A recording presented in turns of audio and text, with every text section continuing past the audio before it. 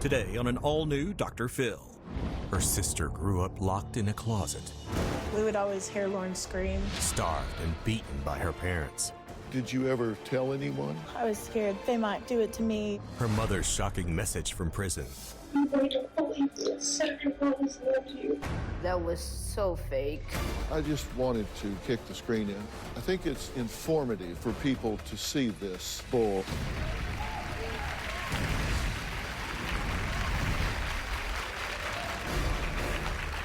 Well, yesterday I sat down with Lauren, who from the ages of 2 until 8 survived 6 agonizing years being held captive in this 4x9 closet.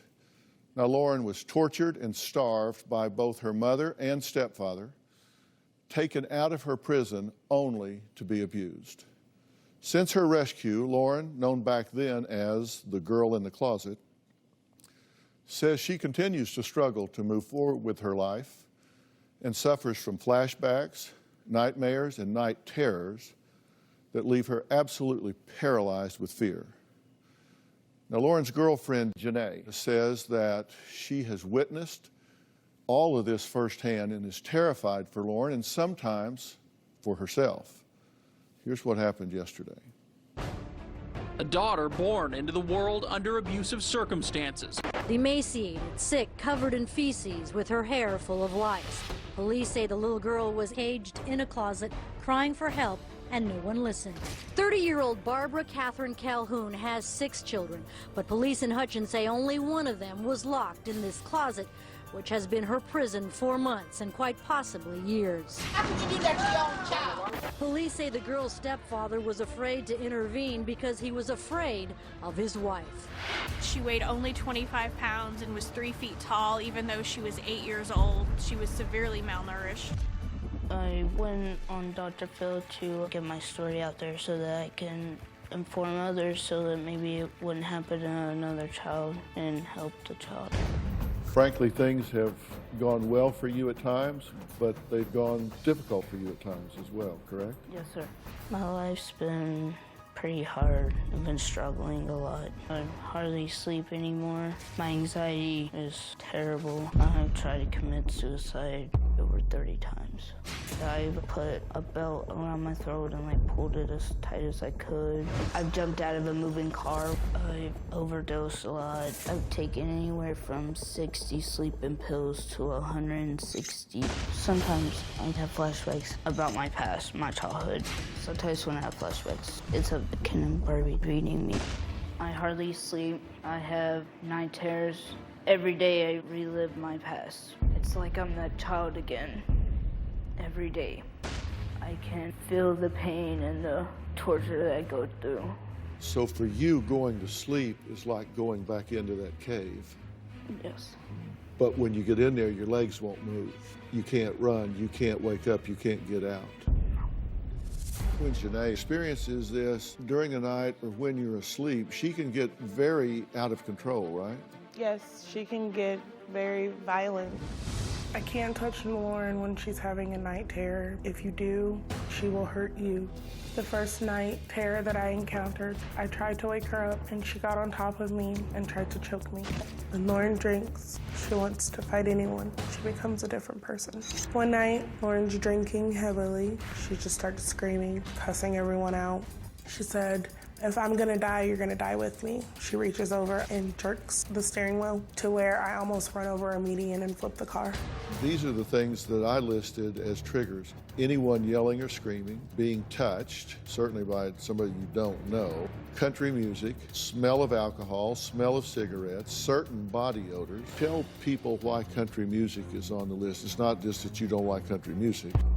Ken and Barbie used to play country music all the time. And this was on the radio, on the table, outside the door to cover up any noise that you might be making inside. Yes. You've attempted suicide a number of times. How do you feel when you survive? That I failed. Do you really want to die, or do you just want the pain to stop? I think I just want the pain to stop. I don't want to die, but I want it to end. Lauren was just 2 years old when her mother and stepfather confined her to a urine and feces-infested closet. But what was life like outside of that closet? Lauren's older sister, Blake, says living with Barbara and Kenneth was unpredictable. She says the house was filled with dirty clothes and dishes, and all the kids were warned to stay away from Lauren, the sibling they knew only as that girl. Growing up, I never really knew how bad it was, but I didn't know the extent of it. The house was very chaotic. Barbie and Kenny, they would fight all the time. It would get physical and they would scream. The house was always dirty and laundry was piled up. Barbie would go and get bags of discounted clothes instead of doing laundry. My mom, Barbie, never really cleaned the house. It was filthy. None of us really bathed regularly. We didn't get our hair washed, and we had lice so bad. The dishes were always dirty, and sometimes we'd just throw those away. My parents would refer to Lauren as that girl, the problem, or it. We knew that she was our sister, but we were closed off from her. My brothers and sisters would refer to her as that girl, and they would say, that girl is screaming. My brothers and sisters and I were completely brainwashed into thinking that Lauren deserved to be in the closet. I remember the inside of the closet was just nasty. It smelled horrible, like urine. I could actually smell the closet from inside my parents' bedroom. We would always hear Lauren scream. I feel like Ken and Barbie treated Lauren like an animal. I remember sneaking into Ken and Barbie's room and going into the closet. I remember feeding her dog food, but that's all we had. Another time, Lauren told me that she was really hungry, and so I gave her a tub of butter. She just took it from me so fast. That says a lot about how much Barbie and Ken starved her. I got caught because they saw the tub in the closet when they got home. I was so scared that Barbie and Kenny were gonna hurt me, so I stopped trying to give food to Lauren. I wish that it would have been me. Looking back on it, I would have traded places with her in a heartbeat, but I can't. Blake, thank you for being here. This is obviously a horrific situation, as you know. What's the age difference between the two of you? 3 years. I'm 26 and she's 23. Okay, so when she was 2, you were 5. Yes, sir. And so you were a child at the same time. Yes. And how much were you told about her, and how much did you know? What did you understand, and what were you told? Mostly, my parents, they would always, come up with some kind of excuse as to why, she wasn't in the living room with us or eating with us. They would always say that she was being bad. We didn't know what that meant, but we knew that whatever it was pretty bad because it caused her to be away from us. And how many others were in the home? There were 6 of us in total. I was the oldest, Lauren's the next, and then we have 4 younger brothers and sisters. My job was pretty much to take care of them. My parents, they didn't ever really take care of them. They always had me do everything. If they were angry, they immediately just went to the back bedroom. They didn't really conversate with us. They just sent us, away, put us in a room, made us, just be quiet and stay away from them. Were they abusive with you? Yes, sir. I mean, not to the extent of Lauren, but they were abusive. And did they beat you? Was it verbal, physical? How did they treat you? My stepdad, Kenneth, he used to, if my younger brothers and sisters, if they ever got in trouble, I normally got the rep for it. And he had a paddle. And he would normally tell me, go put on as many pairs of pants or panties that you had, and he would just go to town on me until he just wasn't angry anymore. And it could have been anything. It could have been a bad day at work, and we didn't get along. So I think that was a lot of it too. And how did they refer to Lauren? They would call her that girl or it or the problem. They never used her name. Did you have a relationship with her? I did not. When they were gone and she was in the closet, would she make noise? She would. She would either be crying or she would be singing along to the music that was on the radio. and there was a closet door. There was a closet door, and then there was a table in front of it, right? It was, I believe it was like a dresser. Yes, sir. They blocked the door after you gave her some food, right? Yes, sir. Up until then, it was just locked. Yes, sir. Why did you give her the food? Because she was really hungry and she was crying, and I knew that, I knew what it felt like to be hungry, but she needed me, and I did it. Did you have any idea why she was in the closet? Why she was singled out? Why her instead of you? And later, Lauren's mother tapes a message from prison. There was not a tear in her eye. That was so fake. I just wanted to kick the screen in. I think it's informative for people to see this. I always wanted to have a relationship with my siblings. There's 6 of us. I did want to get to know them. My social worker said that my siblings wanted to get to know me and asked if I wanted to see them. I said sure. She gave me a time, she gave me a day, and I was ready. On that day, they said, oh, it's too painful, maybe some other time. I don't understand what's so painful about get to know me. It's time to grow up. I'm trying to have a relationship with my sister, Blake. Blake's gonna have to work really hard for my trust, just like everybody else has. It doesn't matter how cool you are. It's gonna take a lot to earn my trust, no matter who you are. Did you ever think to tell anyone? I didn't have the resources because none of us were in school. You know, my family really wasn't around, our family. I was scared. I was scared that, you know, that they might do it to me or that it might make things worse. I wanted to tell people, but I just didn't have the resources and I was scared. So you weren't going to school? No, sir. I didn't start school until I was in the 3rd grade, and I had to learn how to write my name. I had to learn my alphabet to just catch up and get at the other speed of kids my age. Did you have any idea why she was in the closet? No, sir. Why she was singled out? Why her instead of you or one of the other children? There's no logical answer, but the only thing that I can think of is that Barbie immediately after Lauren was born, she gave her up. And when Barbie got Lauren back, that they weren't able to connect. They didn't have that mother-daughter bond. And already with the problems that Barbie had, it just made it worse. How often did you give her food? Only a couple of times. And they found out about it? Yes, sir. That's when they blocked the door? Yes, sir. Do you feel like you let her down? Every day. Do you feel like you failed her? Every day. What do you say to yourself about it? I always tell myself that there's something I could have done. I always feel responsible because I worked so hard to take care of the other kids, but there was nothing I could do for her.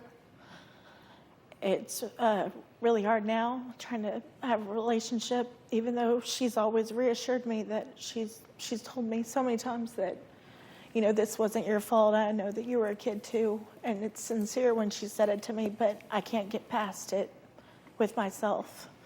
You know, and I think that's what's keeping us from having a stronger relationship is because we haven't tackled the hard stuff going on between us.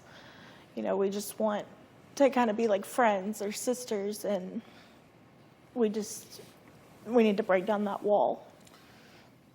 Is there a level at which you do blame your sister? I don't blame her. You don't blame her at all? She was a child too. There's something she could have done.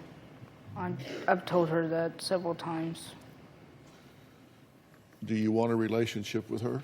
Yes. Is it hard for you to trust her? Yes. I want to talk to you about trust in a bit here. You were going to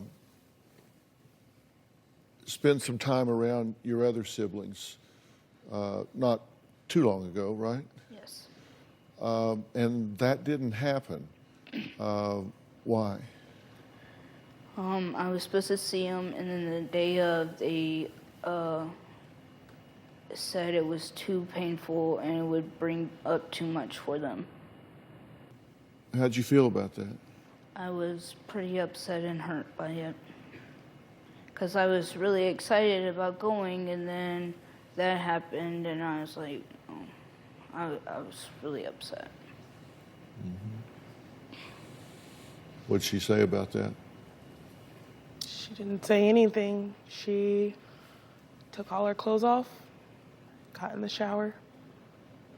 I had to go get her out of the shower, help her get dressed. She laid in bed for the next 3 days. All right. Lauren says she has never received a personal apology from Barbara or Kenneth for emotionally and physically abusing her. But her mother did make an apology of sorts. We'll talk about that after the break.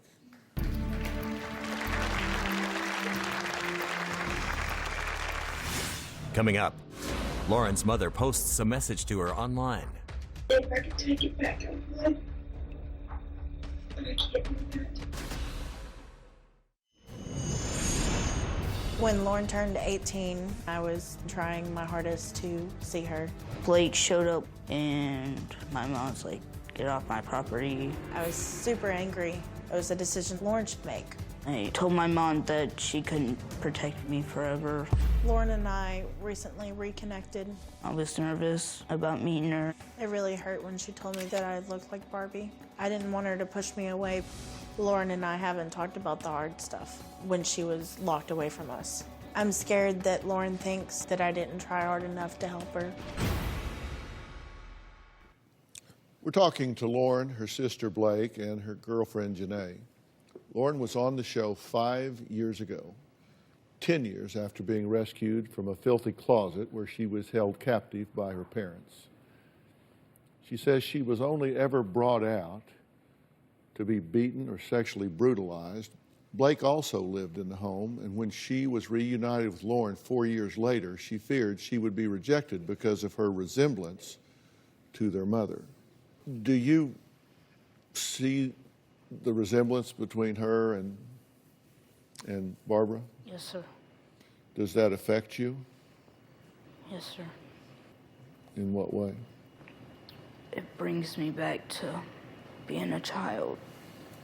But intellectually, you can separate it out. Yes. But you still have an emotional reflex Yes. to it, even though you don't want to. Yes. Now, Barbara and Kenneth are both serving life sentences for their crimes. They are eligible for parole in the year 2031. Now, Barbara did record a message from prison, and she posted this online. You've seen this, right? Yes, sir. May I have your permission to play this? Yes. Is it okay with you? Yes. I think it's informative for people to see this. First thing I'd like to say is I am so sorry. If I could take it back, I would. But I can't do that. All I can do is just explain what I know. First off, it was not you. You may not believe this. And I will fully understand. But I always loved you. But that love hurt. And it hurt you. Know the right words to say to you, to explain.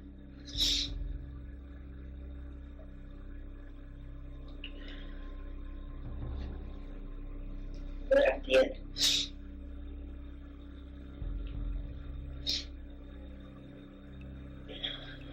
I don't think there are any words.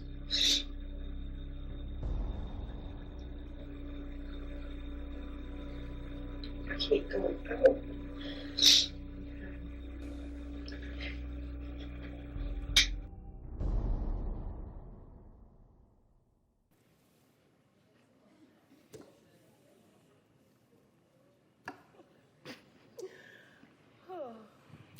That's it. That's the apology, and she was too upset to finish. I feel so bad for her. What's your reaction the first time you saw that? I was super angry that she said that she never meant to hurt me and she was so sorry, and if she would take it back. Well, I bet you would, because you're in prison now, so.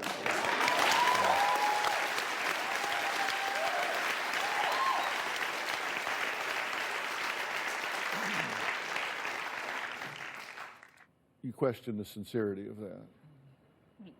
There was not a tear in her eye. That was so fake.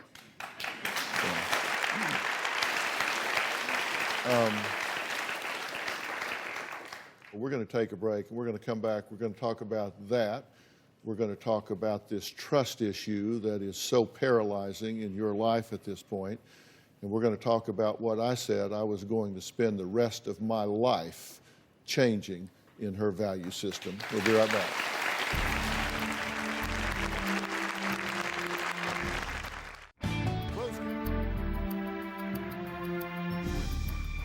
You know, we looked at the tape, and you said you questioned the sincerity of it. You know, you can spend the rest of your life waiting for somebody to give you something they don't have. And I can tell you that my assessment of those people is they're seriously deranged individuals. And, you know, there are certain core things that you hope are built into people, and one of them is empathy. And my definition of empathy is the ability to understand how someone else is feeling. And as I look at this woman, I believe that she lacks empathy. I think I've certainly not diagnosed her, but I would suspect that sociopath would be on my short list of considerations. And watching her make this so-called apology, it was all about her.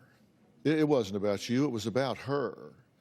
And the arrogance of her leaning back and rocking in the chair and saying, you know, love can hurt. And I just wanted to kick the screen in.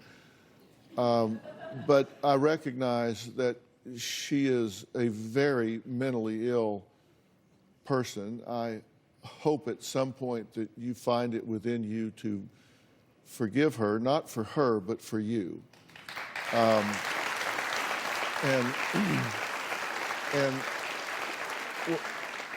When I say that, it's when you are locked up with a person with hatred and bitterness and anger, it's like you're just locked into a bond with them.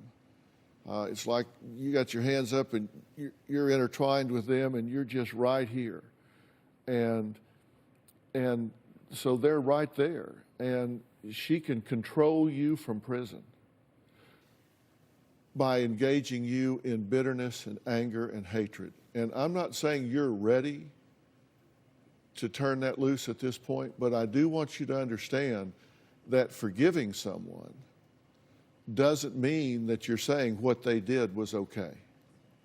Forgiving them says, look, that's going to be between you and God. But I'm not going to spend another second of my life invested in you. You're not worth that to me. I'm not going to do it. And that's the reason I hope you do that. And if there is a part of you that blames your sister for this, if there's a part of you that blames yourself, and I know there is, you know, these It's so easy for us to stand on the outside and look in. But when you were 2, she was 5. And abusers' number one tool is isolation. You were isolated. Your little brothers and sisters were isolated. And all you know is what you're shown and what you're taught. And if they tell you she's bad and she's where she's supposed to be because she's bad, and you have no yardstick against whether to measure bad gets this treatment, this treatment, this treatment, this treatment, you have no way of knowing what's normal and what's not. There was a normal in your house that was highly toxic, highly pathological, but you didn't go over to the neighbor's house, you didn't go somewhere that it was light and sunny and bright and healthy and have that to compare. So it's very difficult to understand that. And you're 5 and 6 and 7 years old. And so I do hope the time comes when you two sit down and talk about that.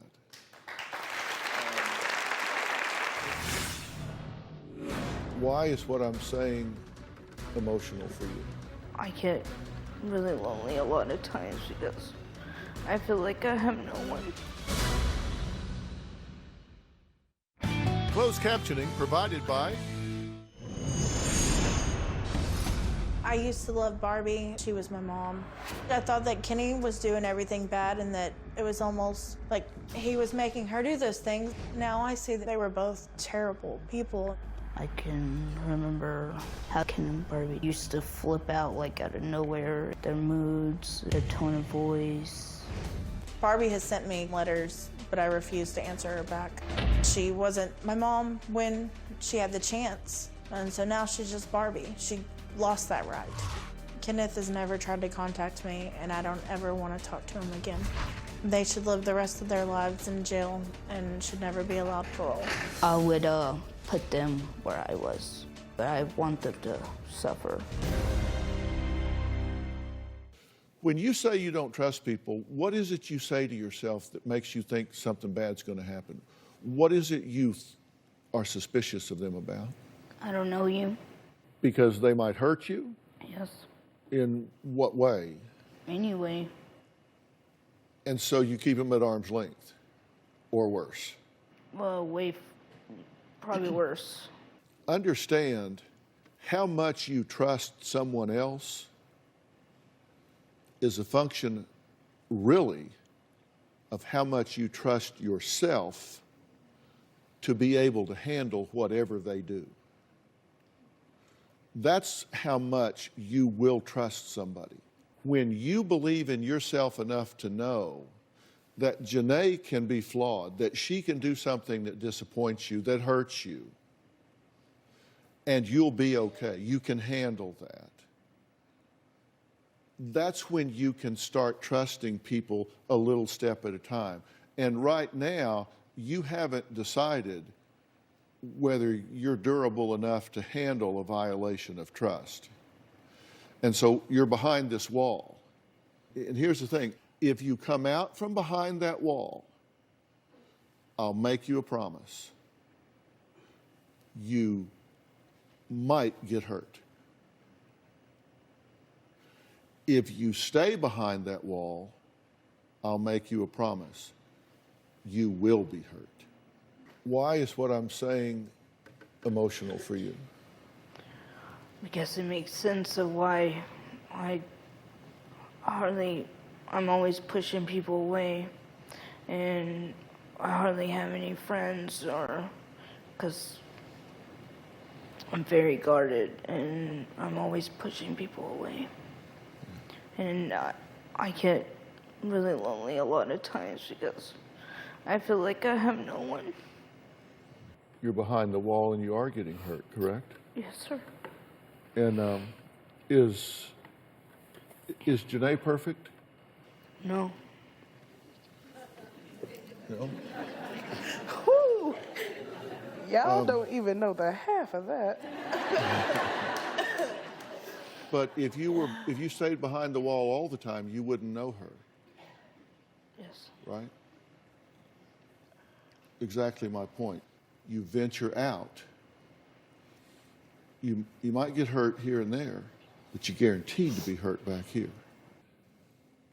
My question for her now is she committed and ready for the challenges that I have to put before her at this point?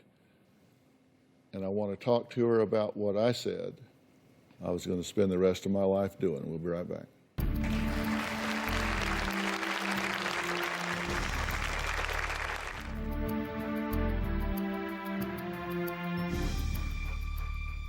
Sleep is a big problem for you, right?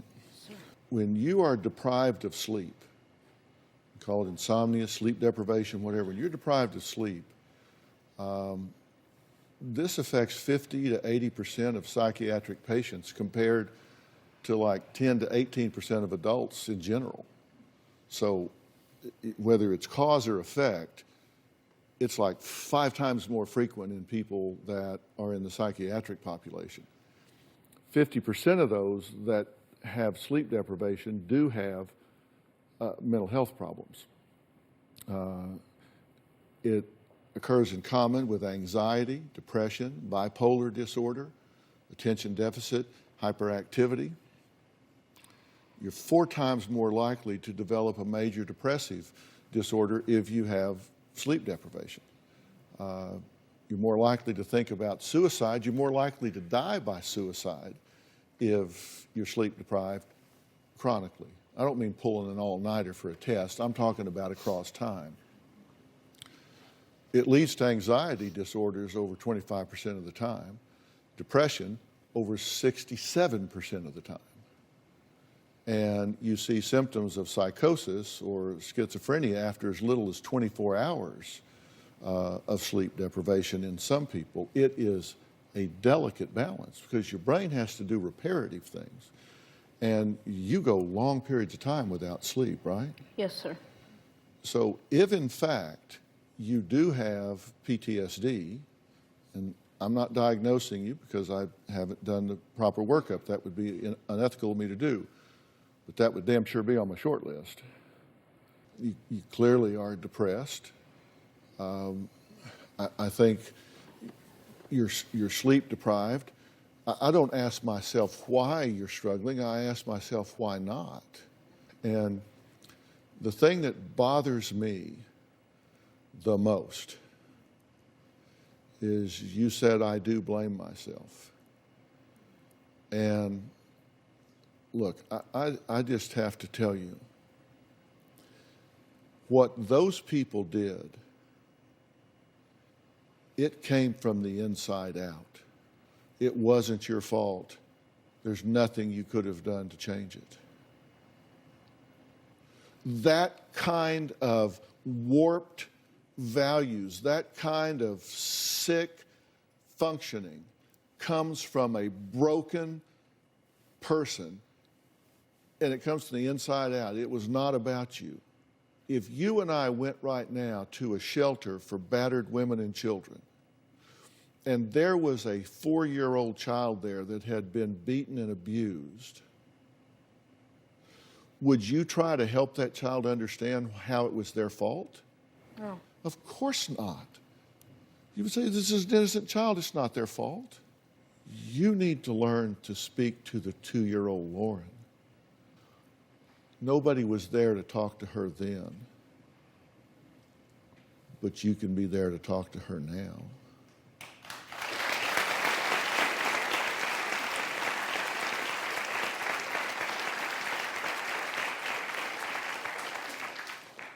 Because she's still there, right? And she needs you now. Be her best friend. Lead her out of this maze. Tell me you're going to do that. Yes, sir.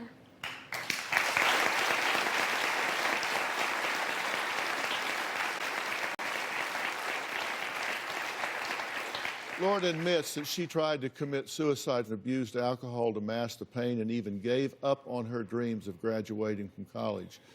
She says she wants to live a normal life but doesn't know how. Well, I'm going to give her a detailed roadmap when we come back.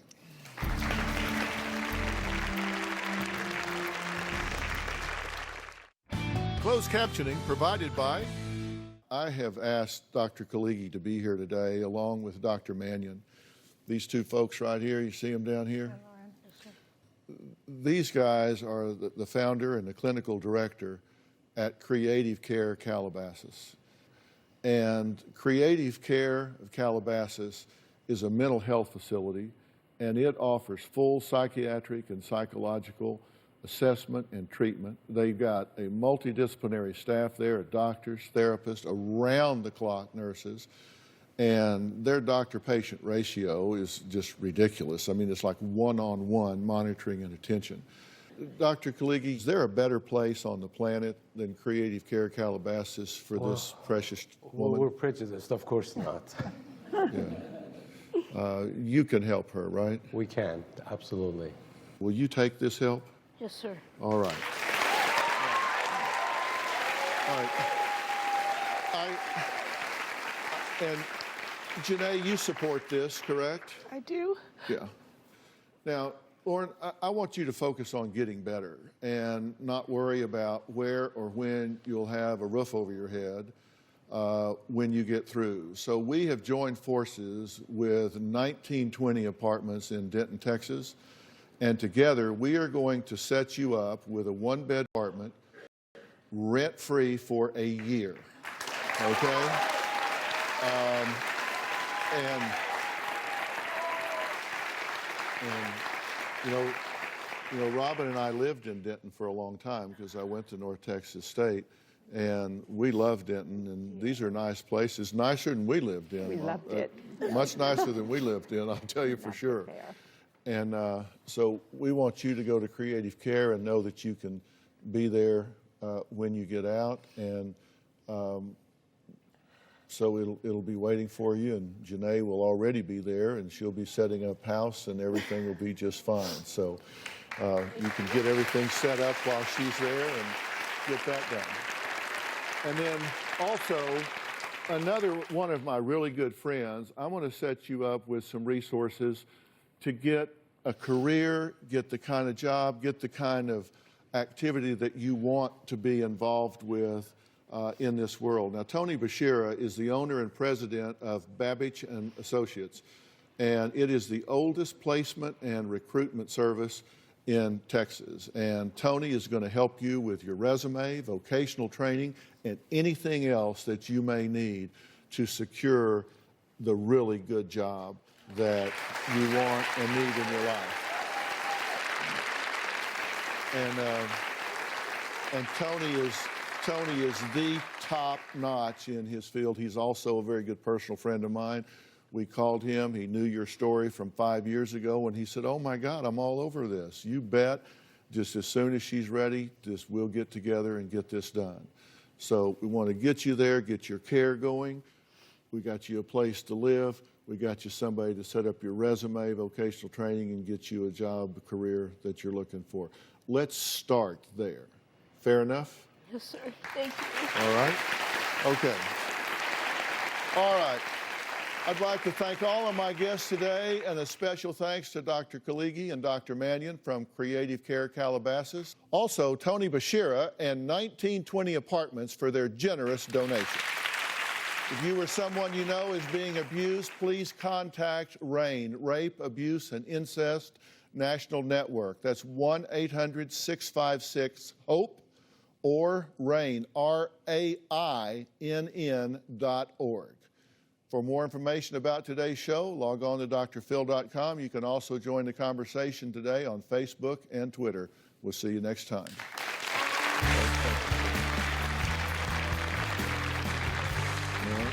Let me do it.